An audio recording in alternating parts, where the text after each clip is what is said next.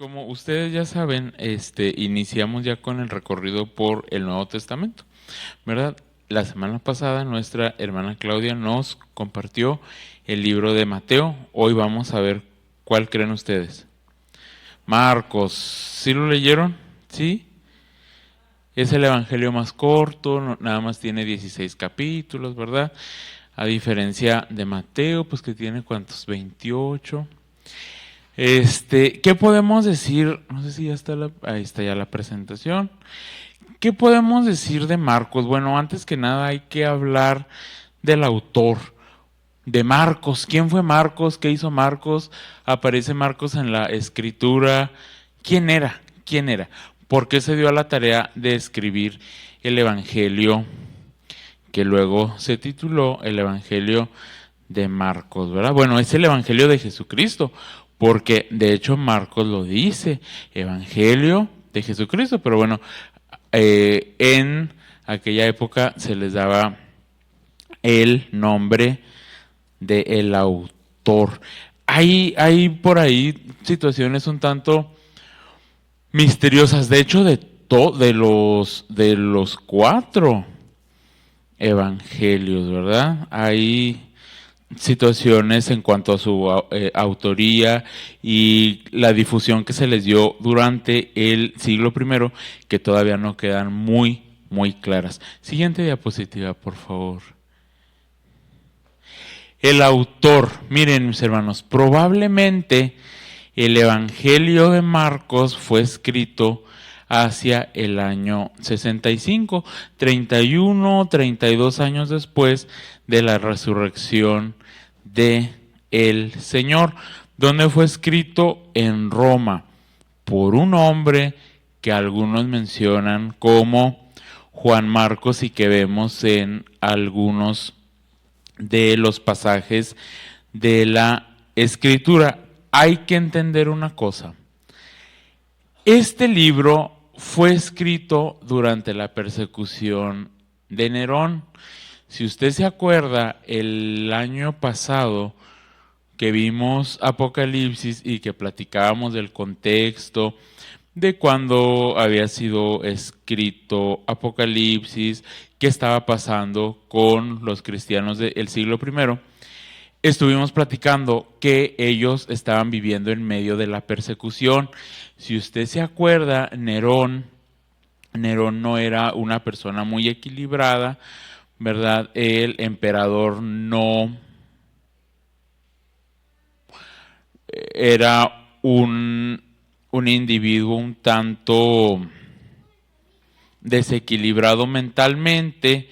Un día se le ocurre quemar Roma, ¿verdad? Porque él dice, no, es que yo soy el Dios poeta, el Dios creador, y quema Roma y ya sabemos que le va a echar la culpa a los cristianos y empieza la persecución contra los cristianos, ¿verdad? Bueno, unos eran lanzados a las fieras, otros eran quemados vivos en los banquetes que Nerón organizaba, otros eran crucificados.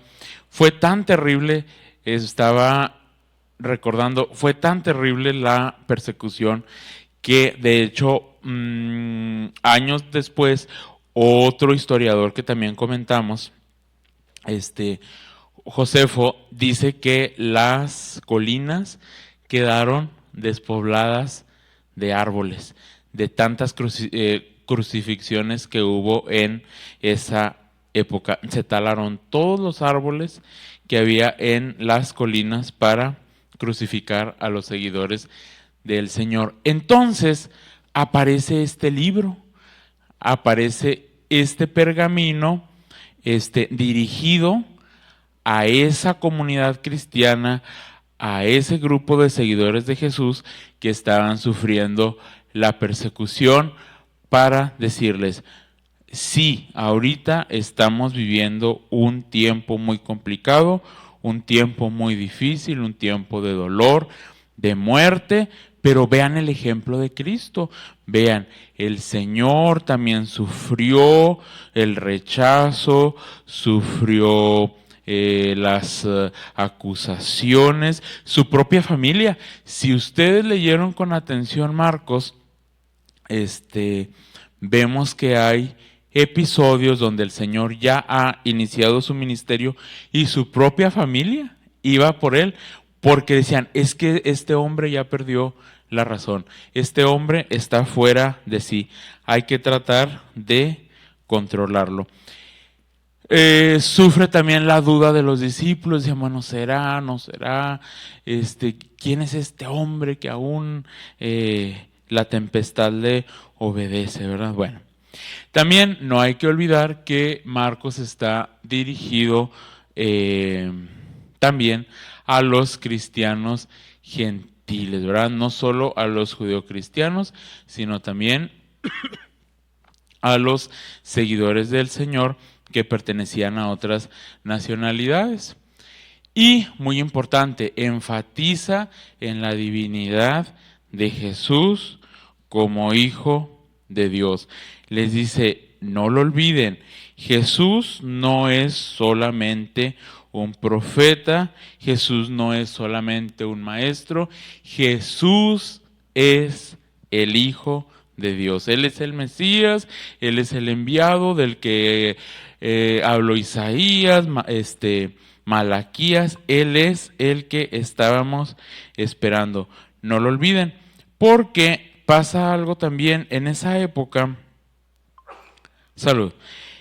Miren, quiero leer el inicio. Principio del Evangelio de Jesucristo, Hijo de Dios. Está en Marcos capítulo 1, versículo 1. Desde el principio Marcos lo deja bien establecido. En esa época estaba pasando que había falsas enseñanzas. Por ejemplo, había ciertos grupos, había ciertas sectas que no reconocían la divinidad de Jesús. Y en cambio, por ejemplo, decían, no, es que Juan el Bautista, él era el Mesías, él era el que estábamos esperando. Otros decían que era Enoc. Por ejemplo, decían, no, pues es que fue el séptimo, luego de Adán, por lo tanto, no, dice Marcos, no se confundan, no se equivoquen. El Hijo de Dios es Jesús. Así es. Continuamos, por favor, siguiente diapositiva. La única fuente que nos dicen los especialistas, la única fuente confiable, porque él vivió también durante el siglo I y ya lo habíamos mencionado a este hombre, a este obispo, a Papías de Hierápolis. Se cree que Papías fue discípulo del apóstol Juan. Él no vio a Jesús, él no lo conoció, él no lo escuchó personalmente, pero lo conoció a través de Juan el Bautista. De Juan el apóstol, perdón. Entonces,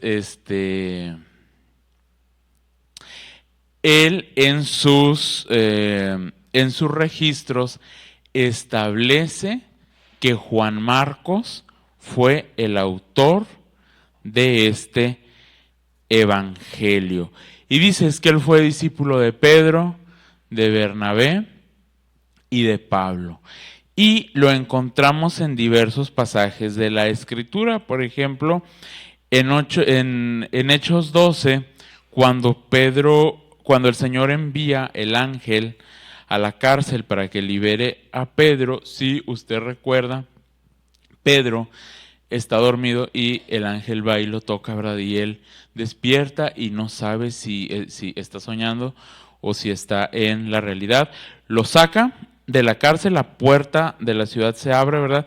¿Y a dónde llega? A la casa de Juan Marcos. Hechos 12:12 nos dice que llega a la casa de María, dice la madre de Juan Marcos. Había una relación muy especial entre Pedro y llamado Juan Marcos, al que consideramos como el autor del Evangelio, porque de hecho más adelantito, y ahorita les doy la referencia, en Primera de Pedro se refiere a él como su hijo, ¿sí? Como alguien muy querido para él, como alguien muy cercano, Pedro. Bueno, también en Hechos 13, ¿verdad? Se nos refiere que acompaña a Pablo y a Bernabé a la isla de Pafos. Pero bueno, después se aparta de ellos, y es donde viene una de las controversias, ¿verdad? Que ya sabemos, entre Pablo y Bernabé. En Colosenses 4 se vuelve a mencionar, dice, allí ya se establece que hay una familiaridad, una filiación entre Pablo, entre Bernabé y este hombre llamado Juan Marcos, porque se refieren a él como sobrino de Bernabé. Pero en esta ocasión está acompañando a Pablo y a Aristarco en la prisión. También en Filemón se menciona que fue, perdón, que fue compañero también, además de Aristarco, Demas y Lucas, como colaborador y compañero en prisiones. Siguiente, por favor. En Hechos 15, Juan Marcos es el que acompaña a Bernabé, que podemos suponer que era su sobrino, o sea, Bernabé era tío, como ya lo dijimos, de Juan Marcos, ¿verdad? Lo acompaña en su viaje misionero a Chipre. Y hay la referencia que ya comentaba ahorita, primera de Pedro 5:13, donde Pedro se refiere a Juan Marcos como su hijo. Y tiene mucho sentido todo esto entonces, de que Juan Marcos haya sido muy cercano a Pedro, porque ya lo dijimos al inicio, a la casa donde llega luego de que es liberado Pedro por el ángel, pues es a la casa de la madre de Juan Marcos, de María, ¿verdad? Había una relación muy grande entre ellos, y hay quienes dicen también, porque bueno, hay una teoría que menciona que Juan Marcos no fue testigo presencial de los hechos de Jesús, sino que Pedro se los platicó, que él le contó todo y Juan Marcos los escribió años después, cuando empieza la persecución de la iglesia del siglo I en Roma, ¿verdad? Por parte de Nerón, que ya lo vimos también representado en la obra. Pero ¿qué estaba yo diciendo? Se me fue el hilo. Bueno, ahorita. Sí, que hay otra teoría, les decía, que menciona que Juan Marcos sí estuvo presente durante los hechos del Señor. Porque si usted leyó, y bueno, y lo hemos leído ya, ¿verdad?, durante nuestra vida como cristianos, hay un episodio en Marcos que solamente está en Marcos, no está ni en Mateo, ni en Lucas, ni en Juan. No hay que olvidar también que se considera que Marcos es la primera biografía que se escribe de Jesús, es el primer evangelio, es el primer registro biográfico que se escribe. Después Lucas y Mateo tomaron el ejemplo de ahí, y si usted los ha leído con atención, podrá darse cuenta que ellos, la aportación que hacen es que hablan de los antecedentes, hablan del nacimiento de Jesús, ¿verdad? Mateo y Lucas. Marcos no, él entra directamente con la llegada del Mesías, precedida por el Bautista, ¿verdad? Bueno, y les decía, el episodio donde ya vemos el arresto del Señor, que está en Marcos 14, y que hay por ahí uno de los seguidores de Jesús al cual quieren prender, él está cubierto con una sábana y sale huyendo, ¿verdad? Hay especialistas que dicen, bueno, como no aparece en los otros evangelios, muy probablemente este joven sea Juan Marcos. No lo sabemos, no lo podemos saber, no lo podemos comprobar, ¿verdad? Pero bueno, esas son las dos teorías. Juan Marcos fue discípulo de Pedro, escribe el Evangelio a partir de lo que escucha de Pedro, o muy probablemente Juan Marcos sí fue de los seguidores de el Señor.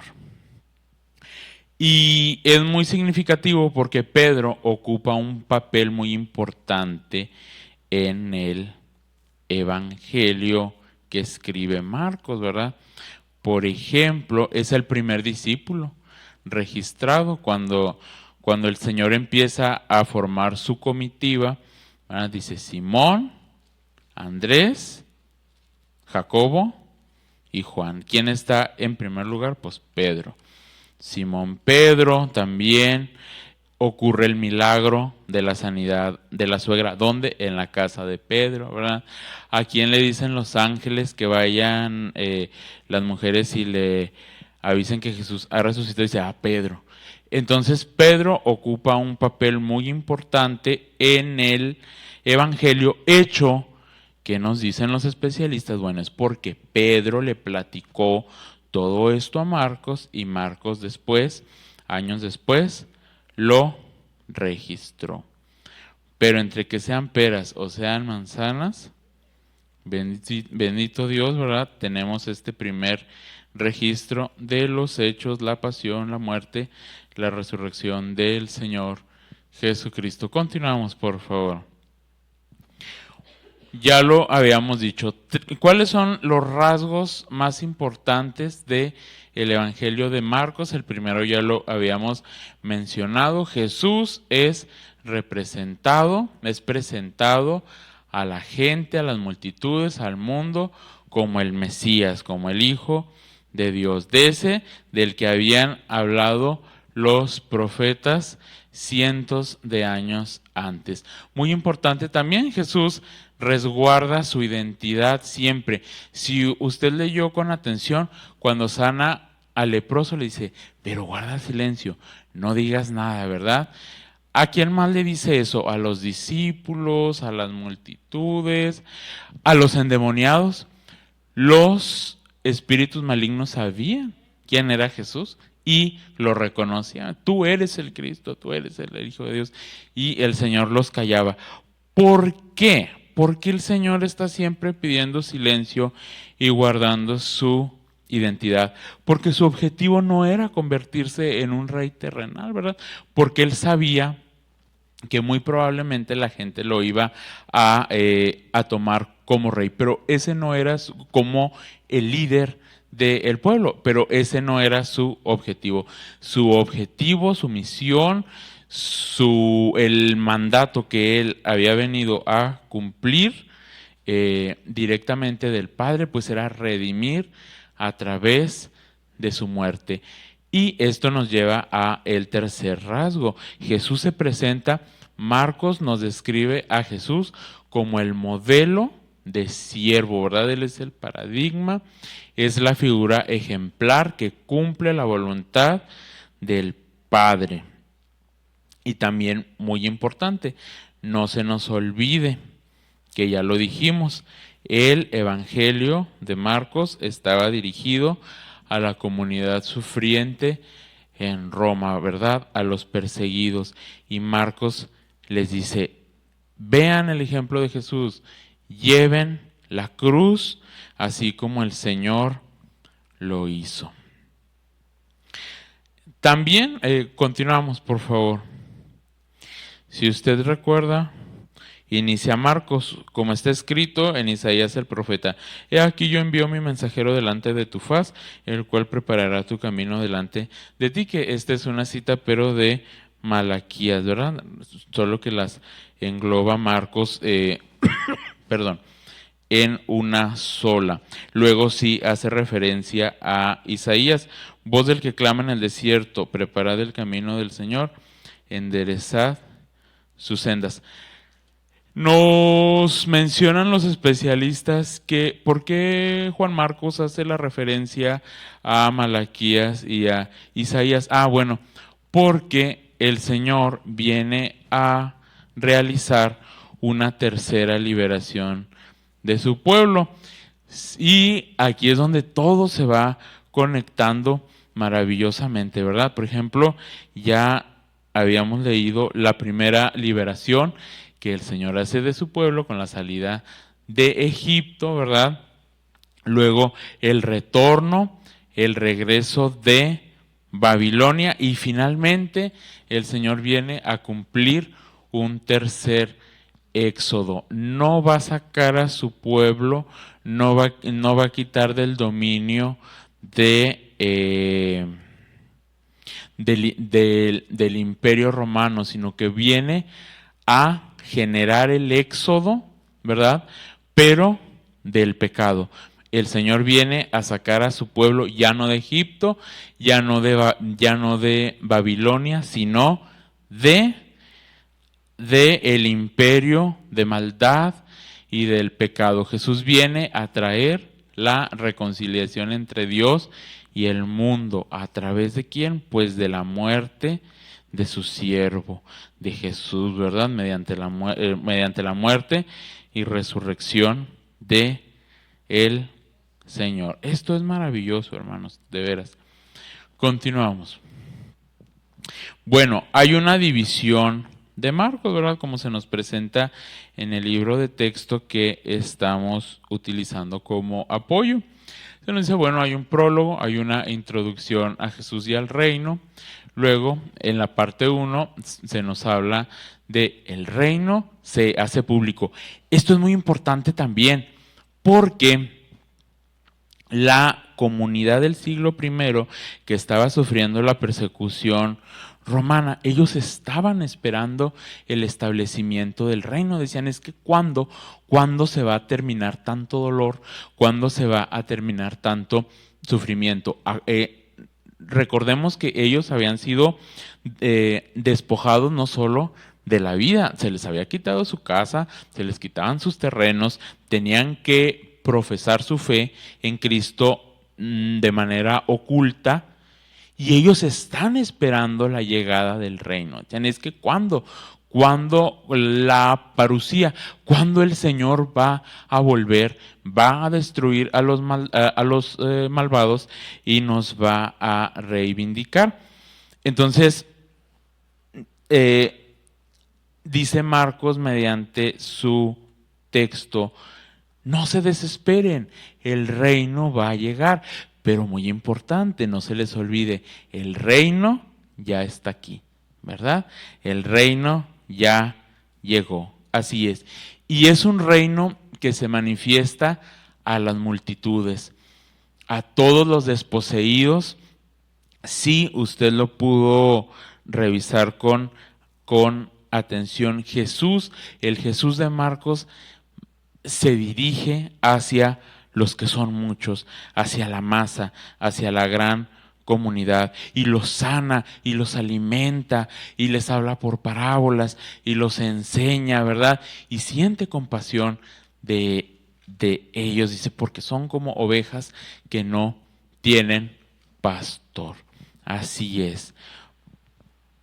Es muy significativo cómo el Señor no va y hace su comitiva, no va y busca a la sinagoga, ¿verdad? Va al pueblo, va a con los pescadores. Ellos serán sus discípulos, serán pescadores de hombres. En la parte 1, pues ya dijimos, el reino se hace público, discípulos, multitudes, y vemos la oposición. Vemos oposición a todos los niveles. Había gente del pueblo que no le creía, los líderes religiosos no le creían tampoco, pero ni la familia del Señor le creía. Decían, no, es que este hombre ya se volvió loco. Y decían, ¿qué no es el carpintero, el hijo de José, verdad? Bueno. En la parte 2, ¿de qué se nos habla? Pues del misterio del reino, fe, malos entendidos y los corazones endurecidos. Parte 3, el misterio revelado, la cruz y el camino del discipulado, ¿verdad? El Señor les anuncia en varias ocasiones que Él vino no a establecer un reino terrenal, porque si recordamos, los discípulos hasta se peleaban, decían, no, es que yo quiero un puesto muy importante en el reino del Señor, ¿verdad? Y Juan y Jacobo hasta le piden, le dice, Señor, uno se quiere sentar a la derecha y otro a la izquierda, y les dice el Señor, híjole, no saben ni lo que están pidiendo, ¿verdad? Ni se imaginan el bautismo, ni la copa que yo voy a beber. Mi reino, les dice, no es un reino terrenal, es un reino celestial. Esto es en la parte 3. En la 4, bueno, el rey viene a Jerusalén a morir. Sí, recordamos, ¿verdad? El Señor va subiendo a Jerusalén, les vuelve a anunciar a los discípulos la misión por la que Él llegó al mundo. Ellos sienten mucho miedo. Pasa unos días en Betania, donde es ungido por aquella mujer que derrama sobre él el perfume de nardo, ¿verdad? Y finalmente vemos el clímax. Vemos el arresto, vemos la tortura, la muerte y la resurrección y la ascensión del Señor en el epílogo. La historia no ha terminado. Continuamos, por favor. Bueno, pues en el prólogo, en la introducción a Jesús y al reino, ya lo dijimos, hay un inicio con las referencias de Malaquías e Isaías y se presenta a Juan. Dice, no se confundan, Juan no es el Mesías, Juan fue solamente un profeta, él solamente fue el precursor de Jesús y de hecho Marcos lo establece en las palabras de Juan. Dice Juan el Bautista, ni siquiera dice, soy digno de encorvarme, de agacharme a desatar sus sandalias, su calzado. Se presenta el bautismo de Jesús y por si no nos había quedado claro que Él es el Hijo de Dios, tal como lo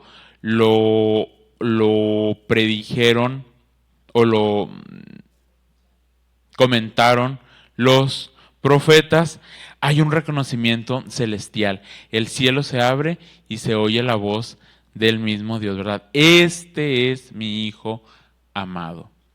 También otro motivo que refuerza la divinidad de Jesús es que Él es el único capaz de vencer al enemigo, al maligno, ¿verdad? Al tentador. Si usted recuerda, Jesús se va al desierto y ahí es tentado por el maligno, pero el Señor lo vence, el Señor lo destruye y es servido por los ángeles. ¿Quién iba a ser servido por los ángeles? ¿Quién iba a tener el poder y la autoridad para vencer al maligno más que el Hijo de Dios? Cada uno son señales, signos, evidencias que Marcos nos establece perfectamente y dice, no se confundan, Jesús es el Hijo de Dios. Después de estos acontecimientos, ya sabemos, Jesús inicia su ministerio en Galilea. Continuamos, por favor. Jesús se hace de su grupo, de su equipo, de su comitiva, ¿verdad? Llama, como ya dijimos, primero a los primeros 4 discípulos, Simón, Andrés, Jacobo y Juan. Y luego empieza ya esta batalla con las fuerzas del mal. En Marcos vemos reiteradamente esta lucha, esta guerra espiritual entre Jesús y las fuerzas del mal, entre el maligno, ¿verdad? Jesús libera, sana al endemoniado de la sinagoga, sana a la suegra de Pedro y a muchos enfermos, entre ellos al leproso, ¿verdad? Y era lo que mencionábamos ahorita. Jesús le dice, no digas nada, pero el leproso va y corre la voz, ¿verdad? Va y esparce la noticia que el Hijo de Dios ha venido al mundo y le ha sanado. Viene la oposición, los escribas, los fariseos, no entienden, dice, ¿cómo es posible que este hombre... continuamos por favor con la siguiente. ¿Cómo es posible que este hombre perdone pecados? No entienden tampoco, no comprenden la obra redentora del Hijo de Dios.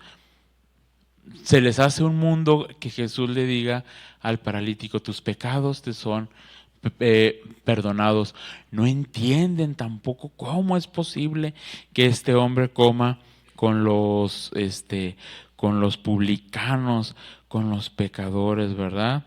Cuando va y come a la casa de Leví. También la oposición de los líderes religiosos la vemos cuando Jesús es criticado porque sus discípulos no ayunan, y luego aparte porque se los encuentran comiendo espigas, ¿verdad? Del día de reposo. Ellos no entienden la autoridad de Jesús, ellos no entienden la divinidad del Señor y su autoridad.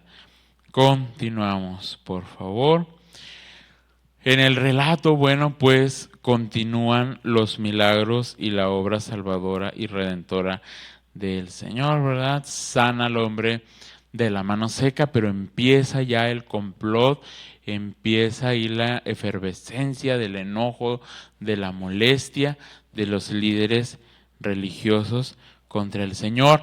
Pero a él lo acompañan las multitudes. Dice que lo seguían las multitudes de Galilea, de Judea, de Jerusalén, Idumea, Tiro y Sidón. Y aquí es donde vemos que la familia de el Señor se opone.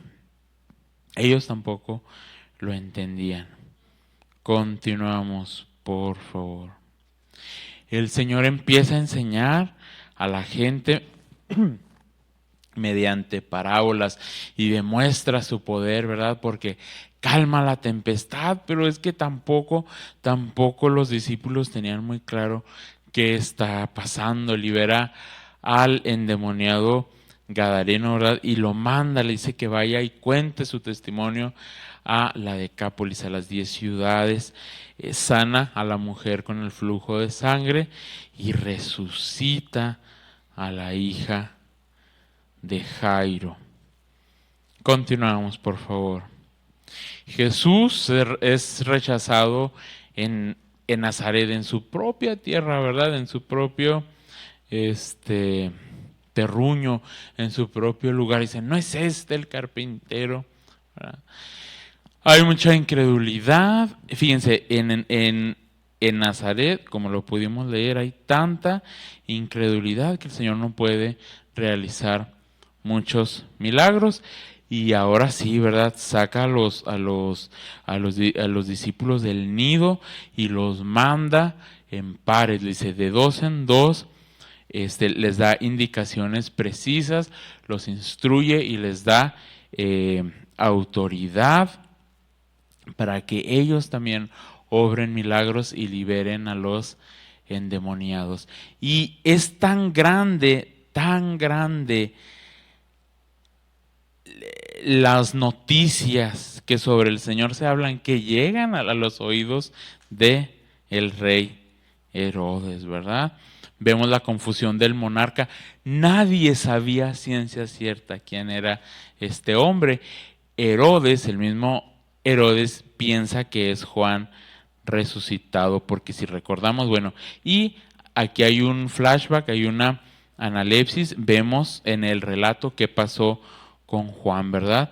Se nos narra, bueno, que por medio de Herodías, por la intervención de esta mujer malvada y perversa, pues Juan el Bautista es decapitado.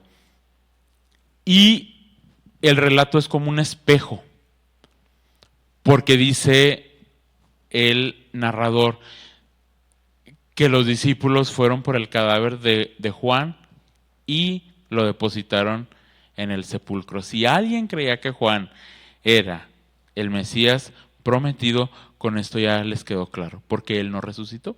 El que sí resucitó, ¿quién fue? Pues el Señor. Así es, él sí salió de la tumba, ¿verdad? Así que nos quede claro, dice Marcos, Jesús era el enviado. Continuamos, por favor. Los discípulos vuelven, ¿verdad? Y cuentan las noticias, cuentan las experiencias de su primera misión, y el Señor se los lleva a un lugar desierto. Pero es que el Señor no podía estar en paz, en la soledad, por mucho tiempo. Las multitudes lo seguían, lo perseguían, ¿verdad? Aquí es la cita donde el Señor se compadece de ellos porque los ve como ovejas que no tienen pastor, y viene uno de los grandes portentos del Señor, ¿verdad? La alimentación de los 5,000 mediante 5 panes y 2 peces. También el Señor camina sobre el agua. Y una parte muy importante de esta sección es que el Señor condena el carácter y el énfasis ritual que los fariseos y los escribas daban a todo, ¿verdad? Dice, no, es que tus discípulos no se lavan las manos cuando van a comer. Y el Señor les dice, tranquilo, dice, no, no, no, no. Lo que contamina al hombre no es lo que entra en el hombre, sino lo que sale del hombre: malos pensamientos, adulterios, fornicaciones, homicidios, hurtos, avaricias, maldades, engaño, lascivia, envidia, maledicencia, soberbia, insensatez. Todas estas situaciones son las que salen del hombre y contaminan al hombre. Continuamos, por favor. Hermanos, ya nos quedan 3 minutitos, voy a terminar rapidísimo. Luego Jesús libera a la hija de la mujer sirofenicia, ¿verdad? El Señor no solamente venía a sanar, a salvar a su pueblo, sino también a los gentiles. Esta mujer era griega, ¿verdad?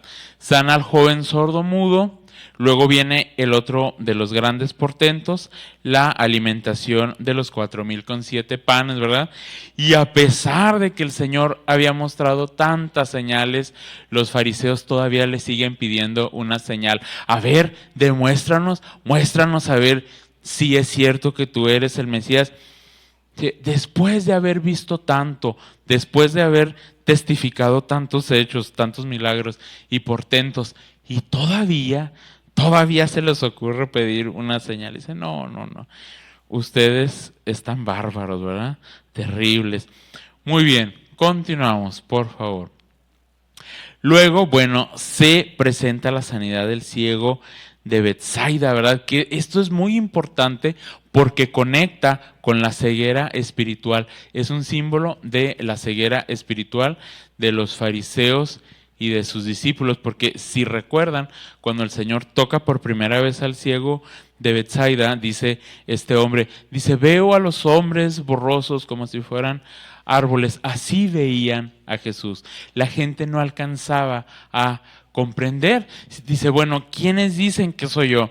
Ah, pues unos que eres Juan el Bautista, otros Elías y otros alguno de los profetas. Así como el ciego de Betsaida tenía una visión borrosa durante el primer toque del Señor Jesús, así los fariseos, el pueblo y los discípulos tenían una visión borrosa de la divinidad de el Señor. Bueno, Jesús anuncia su muerte por primera vez. Los discípulos se escandalizan, se asustan. ¿Cómo es posible que este hombre nos dice que nos neguemos a nosotros mismos si nosotros vamos a ser los líderes del reino, ¿verdad? ¿Cómo nos está diciendo que tomemos nuestra cruz y le sigamos si nos queremos sentar a la diestra y a la siniestra de él? Bueno, continuamos, por favor, última parte, y ya con esto concluyo.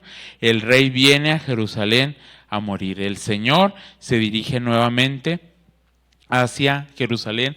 Ya es el último trecho, ya es la última sección del relato de Marcos, ¿verdad? Vemos, por ejemplo, la sanidad de Bartimeo, vemos la purificación del templo, todos hechos simbólicos de lo que después se concretará en la muerte de el Señor. El Señor anuncia la destrucción del templo, que ya lo agotamos durante el año pasado también, ¿verdad? Que viene a ocurrir en el año 70, habla de las señales del fin, y finalmente Jesús es ungido en Betania, en casa de Simón el leproso, y aquí entra el gran antagonista Judas, ¿verdad? Para unirse al complot contra el Señor. Continuamos, por favor. Vemos la última cena. Vemos cuando el Señor sale con los discípulos al Monte de los Olivos, el arresto, es llevado frente a las autoridades religiosas, quienes le acusan falsamente y le torturan. Vemos el cumplimiento de la negación de Pedro, ¿verdad? Luego, a la mañana siguiente, el Señor es llevado frente a Pilato, donde es torturado también, donde es flagelado, donde es humillado por la guardia romana, humillado y ridiculizado. Continuamos, por favor. Jesús es condenado a muerte mientras Barrabás es puesto en libertad. Otro gran hecho simbólico de la salvación del Señor. Finalmente Jesús es crucificado en el Gólgota y José de Arimatea va y le pide el cuerpo a Pilato, ¿verdad? Va y compra una sábana, José de Arimatea, y envuelve el cadáver del Señor. Pero la historia terminó ahí, hermanos. No, ya sabemos, ¿verdad? Se cumplió todo lo que el profeta Isaías había dicho del Señor, sobre su muerte, sobre su tortura, sobre su dolor, ¿verdad? Como el siervo sufriente del Señor. Pero también vemos la gran contraparte, lo que tenía que llenar de esperanza a quienes leían el Evangelio de Marcos o a quienes lo escuchaban también. Y al final, por favor, el epílogo, la historia no ha terminado. El Señor es levantado, exaltado por el Padre, ¿verdad? Es resucitado, se presenta a María Magdalena, se presenta a los dos discípulos que iban por el camino, ¿verdad? Encomienda a los discípulos, les entrega la gran comisión y finalmente asciende a los cielos. Y así termina Marcos, el evangelio más cortito, 16 capítulos nada más, es muy ágil, muy rápido, ¿verdad? Y del que muy probablemente, bueno, pues es cierto, Lucas, Mateo y Juan retomaron para componer ellos también sus propios evangelios.